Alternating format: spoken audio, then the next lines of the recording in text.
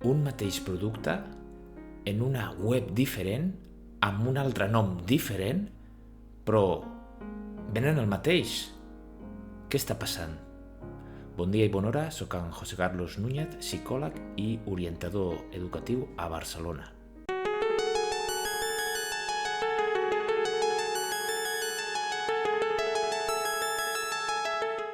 No són botigues diferents.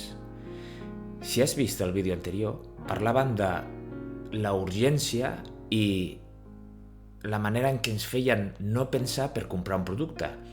Però això va més enllà. Fixeu-vos en aquestes captures. És el mateix producte, té la mateixa descripció, però són noms diferents, preus diferents i web diferent. No estàs veient diferents marques, estàs veient el mateix negoci, però amb cares diferents. Aquesta web és teresasevilla.es i l'altra era Casa Inés València, però venen el mateix producte. A la pàgina de la OCU he trobat aquestes ressenyes que fan referència a una altra botiga que es diu Casa Lucía Sevilla i també venien el mateix producte, llums que realment eren de resina. Finalment, per acabar de validar tota aquesta informació, he trobat un article que parla justament d'això, d'aquest tipus de negocis amb els llums. Això no és casual.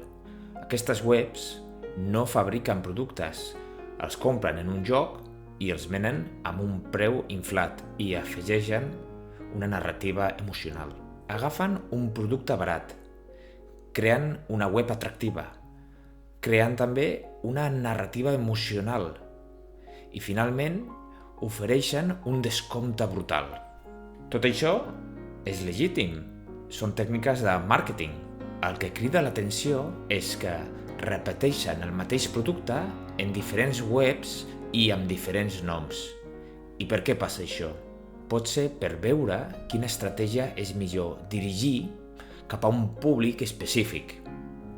Llavors comparen resultats amb diferents webs, amb diferents noms i amb diferents narratives. Però el més probable és que sigui per evitar una mala reputació.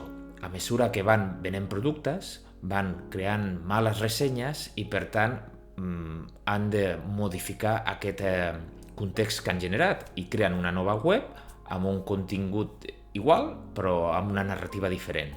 Perquè si cau una web, tenen una altra per continuar amb el seu procés. I a més, pot ser una tècnica per diluir la responsabilitat. I quan entens tot això, és una mica més difícil enganyar-te. Moltes gràcies per escoltar-me i fins aviat.